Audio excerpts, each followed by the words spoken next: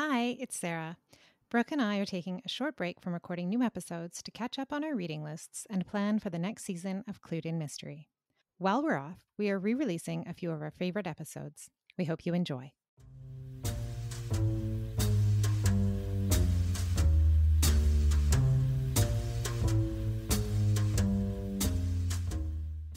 Welcome to Clued in Mystery. I'm Sarah. And I'm Brooke, and we both love mystery. Hi, Brooke. Good morning, Sarah. It's another great day to talk about mysteries. Absolutely. And today we're going to talk about some unsolved mysteries. Yes, some real life mysteries. Because when you're a mystery lover like us, it's not just fictional stories that catch your attention. Real life unsolved mysteries captivate us too. Today, Sarah and I will highlight some of the well-known examples of unsolved crimes and mysteries. What keeps these cases alive in our culture? And what keeps armchair sleuths as well as professionals researching them? We'll discuss this and more, but first, please be aware that two of these cases involve discussion of extreme violence, and real-life cases can be more difficult to hear about than fictional renditions. We will not go into great detail, but we want to give you the opportunity to skip this episode if that's best for you. So, Sarah, why don't you start us off with one of these real unsolved cases that continue to fascinate society in general and mystery lovers in particular? I will. Thank you, Brooke. Before I begin, I just want to preface this by saying that I am by no means an expert on any of the cases that we are going to discuss. And there are many sources of information maintained by people who have devoted hundreds or even thousands of hours to these subjects. So this summary is going to be very high level, but there are lots of places where people can get some more information if they're looking for it. So I'll start us off by talking about what is probably one of the most well-known violent crimes in recent history, and that is the case of Jack the Ripper. Between the 31st of August and the 9th of November in 1888, 5 women were brutally murdered in the Whitechapel neighborhood of London. And those deaths are attributed to arguably one of the most famous serial killers ever, Jack the Ripper. Were they victims of a single murderer, or were there several killers? Were they the only victims, or were they part of a larger string that started earlier in 1888 and ended in 1891? Was the killer medically trained or a butcher? Was he a well-heeled aristocrat or a member of the royal family? These questions will never be answered, but they have sparked the interest of amateur sleuths and historians for over 130 years. At the time, accounts of the murders were sensationalized in newspapers that were published in London, and their coverage of the murders garnered the case international attention, thanks in part to hundreds of letters received by the police and the press, many of which were supposedly from the killer. Now there are countless books, podcasts, films, and websites devoted to the subject. So I won't go into any more of the details, but I will specifically call attention to a book that I recently read, and that is The Five, The Untold Lives of the Women Killed by Jack the Ripper by Hallie Rubenhold. This book is incredibly well researched, providing insight not only into the lives of these women, who traditionally are referred to as prostitutes, but many of whom were not. Instead, they were poor, often they were alcoholic, and subject to the standards and expectations of the time that they lived in. No other book has given me greater appreciation for the daily struggles of the late 19th century and made me thankful that I am not living in the same conditions as them. Thanks, Sarah. That is definitely, you're right, probably the most well-known unsolved case. Everyone knows that name and at least has some understanding of what those crimes were. And I think that something you said, like you listed off these questions, and it made me think about how there's so many variables in this case. You know, if he was a doctor, then that makes all these other things happen. If he was just a crazy person that didn't have any skills, then that trickles down and makes all these other things a possibility. And it's just such a puzzle that will never be solved, that we just cannot solve, right? Well, and I think with this case, it was 130 years ago. So evidence wasn't maintained in the way that it might be maintained now. I think with the Blitz in London, there was a lot of documentation that got destroyed. And so there are just so many unanswerable questions related to this. Yeah. And to those of us who enjoy trying to solve a case, even if it's just that armchair sleuth thing, it becomes this challenge. It's almost like you can't let it go. But as you say, there are things that we will never know. So it will likely never be solved. So, Brooke, do you have a case that you want to share? Yes. And I'm glad you said what you did, because by no means are we experts on these. I appreciated that. But I will say that I got a little obsessed with Lizzie Borden when I was a young teenager, to the point that my mom got a little concerned about me because I kept renewing this book from the library. But I'll spare you the childhood rhyme. But many of you know that Lizzie Borden was tried and acquitted for the murder of her father and stepmother. No one else was ever formally accused, leaving the case unsolved for over 130 years. Lizzie Andrew Borden was born in 1860 in Fall River, Massachusetts, to Andrew and Sarah Borden. They had one other daughter, Emma, who was 9 years older than Lizzie. Their mother died when Lizzie was just 3, and their father remarried shortly after to a woman named Abby Gray. Lizzie's father was a great businessman, although he started out rather poor. He worked over his life to become extremely wealthy.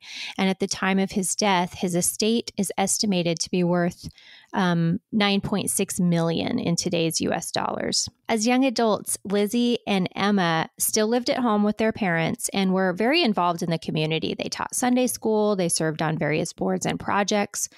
So it would seem that this rich, influential, and involved family had it all. But there was trouble brewing. First of all, Lizzie didn't get along well with her stepmother. She suspected that Abby only married her father for his money and would only ever call her Mrs. Borden. Lizzie and Emma also had conflicts with their father. This was in part because he was such a miser. So although he was extremely wealthy, he was also extremely frugal, to the point of refusing to install indoor plumbing into their home, even though by this time that was a common practice for affluent families. The girls also disagreed with his financial decisions. He had recently provided his sister-in-law, so his new wife's sister, with a house, and this made his daughters extremely jealous. They demanded that he give them a house too that they could use as a rental property. So he agreed, and they purchased a house from him for $1 to make it a legal transaction. But a few weeks before the murders, they sold the property back to their father for $5,000. So there was clearly some sort of dispute still happening there. To add insult to injury, Lizzie's father had recently killed her pet pigeons. He said they were a nuisance, but she loved them, and he killed them with a hatchet. And also, the week before the murders, the entire family fell ill. It's unclear whether this was an intentional poisoning or simply food poisoning, because this was, pre-refrigeration. So this brings us to the day of the murders, August 4th, 1892. Andrew left for his normal morning walk, and Abby was doing upstairs chores. Abby was the first to be killed. She was struck multiple times with a hatchet. When Andrew returned home, his key failed to open the door, so he knocked, and the family's maid went to answer and found that the door had been jammed. She reports hearing Lizzie coming down the stairs at this point, and she was apparently laughing. Lizzie later denied the whole thing. She said she was never upstairs, and she thought that her stepmother was actually out of the house at that point. But the maid helped Mr. Borden settle in for his nap, and she went back to work cleaning the windows. Soon, she reports that Lizzie called her saying, "Maggie, come quick. Father's dead. Somebody came in and killed him." They found Andrew on the couch downstairs. He had also been struck multiple times with a hatchet. Lizzie was arrested a week later, and her trial began a year later. The hatchet was discovered by the Fall River police, but it had been cleaned very well of all evidence. And another downfall for the prosecution was that even though fingerprinting was in its infancy, the Fall River police didn't properly collect any fingerprints. And they also let the crime scene become rather a showplace. And so people were in and out of the house, people just from the community and on the day of the murders. So everything got contaminated. Although no blood-stained clothing was found as evidence, it was reported that Lizzie tore apart and burned a blue dress in the kitchen stove a few days following the murder, claiming that she had paint on it. But based on the lack of evidence, Lizzie Borden was acquitted. After the trial, Lizzie and her sister were wealthy. They inherited all that money. They had a giant house that they called Maplecroft, indoor plumbing and all. They had maids and housekeepers and a coachman. And even though she was acquitted, she was definitely ostracized by Fall River society. There are many theories on what really happened. Stories range from the maid committing the murders to Lizzie doing that, but in a fugue state. And then there's an uncle who had been staying in the home who was also having business dealings with Mr. Borden, and his guilt is in question. Numerous blogs, TV shows, movies, and many, many books have recounted the evidence and Lizzie's trial, or they've fictionalized the story. But 230 2nd Street, Fall River is now a bed and breakfast where mystery buffs can tour the rooms and even sleep in the infamous bedrooms. No thanks. I would recommend a couple of books that would be great to learn more about this trial. A Private Disgrace, Lizzie Borden by Daylight. That one is by Victoria Lincoln. Or The Trial of Lizzie Borden by Cara Robertson. Thanks, Brooke. I have to say I wasn't familiar with very much about the story. Certainly I'd heard the name Lizzie Borden and that her family had been killed. I actually thought she was found guilty. So thanks for clearing that up for me. Yeah. I think it's, we've talked before, I think, about sort of public fascination with crime and how police methods have obviously evolved, but historically, members of the community kind of having access to crime scenes and disturbing the evidence, and so making it really difficult for any convictions to happen. So I'm not surprised, given how sensational I'm sure the story was for the community, that people wanted to go in and take a look. Yeah, it's interesting when you realize that they didn't understand how fragile everything was. And yeah, this guy was super influential in the community, very well known. And it kind of became this sideshow where everyone was in and out that day. And when you're reading the facts of it and just cringing, going, oh my gosh, there's no way to build a case now. So, but it's very fascinating. And there are so many layers to it, so many possibilities. It's definitely worth checking out for those of us who love a good mystery challenge. So, Brooke, I have a nonviolent mystery that remains unsolved that I thought I would share. And this is the mystery of Amelia Earhart, who was a pilot, and she and her navigator, Fred Noonan, went missing on one of the last legs of what was supposed to be the first time a female pilot circumnavigated the globe. So she was very accomplished as a pilot and very famous for her accomplishments.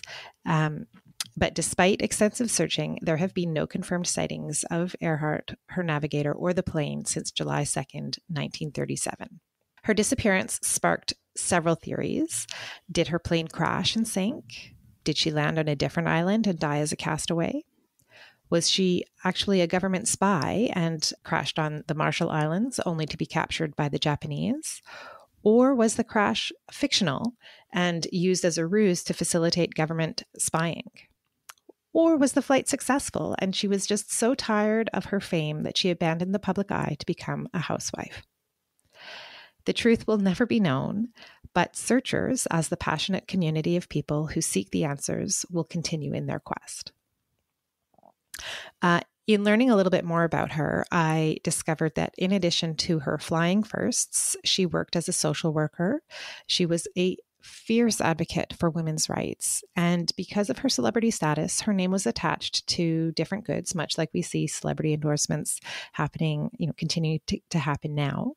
One of the things that her name was attached to was a line of luggage, which is very fitting for someone who is a pilot. She fought quite hard to be recognized under her birth name, so as Amelia Earhart, rather than her married name. And a lot of what she did paved the way for women. And so she's quite apart from being this wonderful pilot. She was quite a pioneer in a lot of different ways. So I didn't actually read any books related to Amelia Earhart to prepare for this, but I did listen to some podcast episodes and read some, there's, as with any of these cases, there are extensive resources that are available for people. But I really enjoyed a 2-part series that was put together by the National Geographic, and they have a podcast that's called Overheard. I listened to both of those episodes on YouTube, and they were great. So I'll include links to those in the show notes. Thanks, Sarah.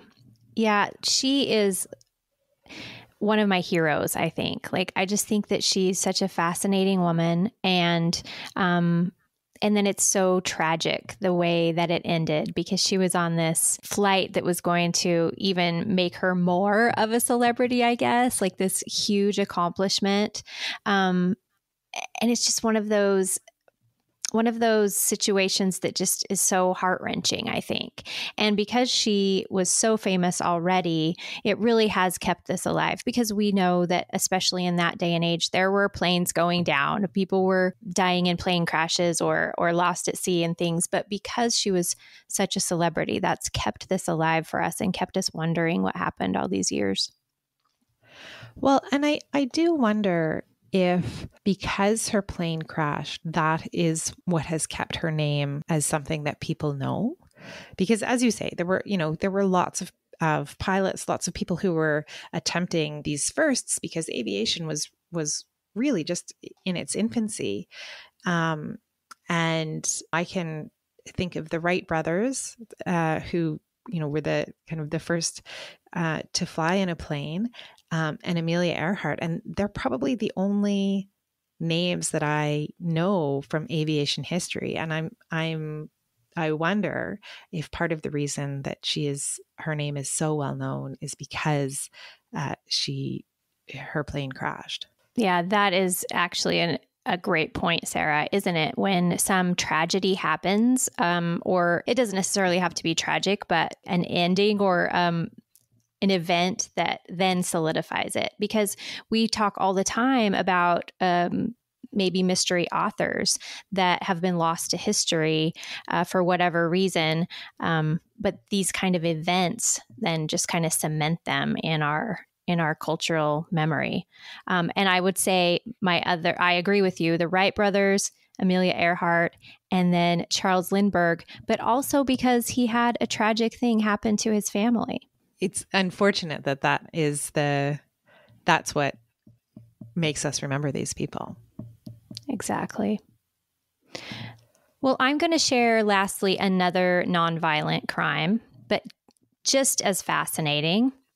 D.B. Cooper is the name given by the media to an unidentified man who hijacked a Northwest Orient Airlines flight on November 24th, 1971. This white male in his mid-40s with dark brown hair, wearing a suit and tie, and carrying a briefcase as well as a brown paper bag, boarded the plane bound from Portland, Oregon to Seattle, Washington. During the short flight, he informed an attendant that he was armed with a bomb. He demanded $200,000 in ransom, as well as 4 parachutes when they landed in Seattle. He was given his demands, and he released the other passengers in Seattle. He then instructed the crew to refuel the aircraft and take flight to Mexico City. About 30 minutes after takeoff, the crew realized that the hijacker had opened the airplane's aft door. He deployed the staircase and parachuted into the night over southwestern Washington. He was never found. His identity has never been determined. Interestingly, the hijacker identified himself as Dan Cooper on documents, but a misinterpretation of his handwriting on a form resulted in him always being known as DB.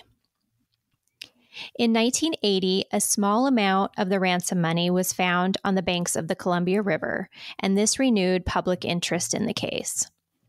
The FBI kept the investigation open for 45 years, building an extensive case file. Perhaps his only mistake in this perfect crime, FBI agents found his black clip-on necktie where he had been seated. The tie had been sold exclusively at JCPenney department stores, but the lead did not reveal the man's identity. By late 2007, the FBI was able to build a partial DNA profile from the necktie, but no matches have been discovered. In 2009, a group of citizen sleuths calling themselves the Cooper Research Team used GPS, satellite imagery, and other modern technologies to investigate. The group included scientists from various fields. Unfortunately, when searching the area where the ransom money was discovered and the area that they alleged that Cooper landed, they did not locate any new evidence. The FBI believed that the man could not have survived the jump, but others disagree. Theories abound about who D.B. Cooper really was. Between 1971 and 2016, the FBI processed more than 1,000 serious suspects, included assorted publicity seekers and deathbed confessors. Recent documentaries, books, and miniseries show that the intrigue this mystery man created still exists. This crime remains the only unsolved incident of air piracy in history. And I'm going to recommend a fairly new Netflix miniseries called D.B. Cooper, Where Are You? It's really well done. And because it was released in 2022, you get all of the up-to-date research that's being done and some of the theories. So it's a great one to learn more about this really interesting case. Oh, thank you, Brooke. Yeah. So this is, of the cases that we've talked about today, this is the one that I probably knew the least about. I think I knew the name D.B. Cooper, but I'm not sure that I knew what was the mystery surrounding him. So yeah, I'll have to look at that Netflix series. Thanks for that recommendation. So Brooke, these are just a few examples of unsolved mysteries. There's so many others. And there's some that are even older, right? Like the Princes of the Tower in London, or Roanoke, or even things that are like Bigfoot or the Loch Ness Monster. These continue to fascinate people. What do you think is this, like, what do you think fuels that ongoing interest? Yeah, I don't know if I can put my finger on it, but I am definitely in the group that can't get enough of them. But it definitely feels like either you are or you aren't. Like, I know people in my life who could care less. They're like, why are you even watching that? Or why are you interested in that? I guess it probably comes down to me to that feeling of the puzzle. But I'm interested in the fact that I know that there's not a solution, and yet I will still watch these documentaries and listen to these podcasts. I just find them fascinating. So when you're doing that, is there something about hearing about all of the different theories that interests you, or do you like come up with your own theories? I think it's a combination of both. Like, I love hearing all the different theories, especially if a new theory comes about. For instance, like with new technology, then they're able to, oh, well, perhaps this, and somebody will pose a new theory. But I also find myself like going off on my own. What about you? Do you make your own theories when you listen, or combine two theories? Yeah, well, when you were describing the Lizzie Borden case, I was like, oh, it was made. Awesome. I think I probably fall into the camp of people who like they interest me, but I can't think of one that I've researched extensively. Yeah, like Roanoke, I think is a fascinating story, but I haven't read extensively about it. I,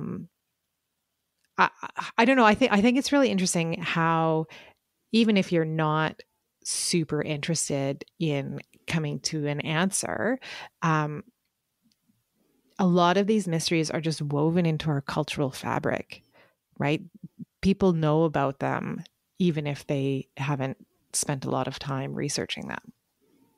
Right. I think that the way that they endure is so fascinating. And the fact that even younger generations, you know, if you were to mention Jack the Ripper to a teenager, they're not going to know all the details, but they're going to automatically know, oh, we're talking serial killer Victorian era. It's super interesting how they've stayed alive and become a part of our culture, worldwide culture, I would say. So, what do you think would happen if tomorrow some piece of evidence emerged and one of these mysteries was solved?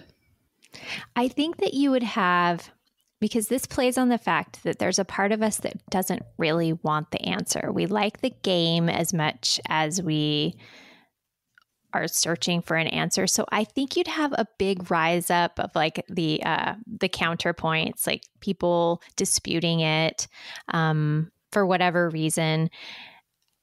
I think that there's going to be a part of things that don't really want it to be solved, don't want it to be over.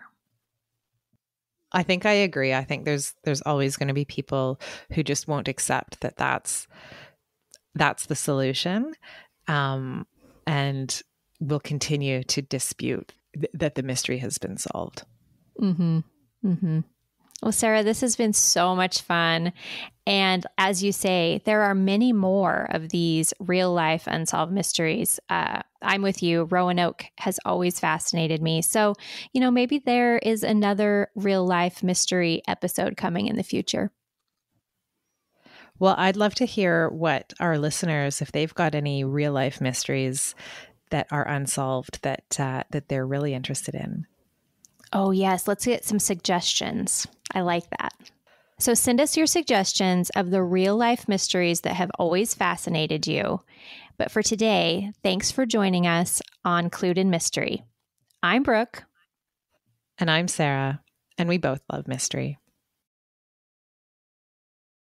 Clued in Mystery is produced by Brooke Peterson and Sarah M. Stephen. Music is by Shane Ivers at silvermansound.com. Visit us online at cluedinmystery.com or social media at Clued in Mystery. If you liked what you heard, please consider subscribing, leaving a review, or telling your friends.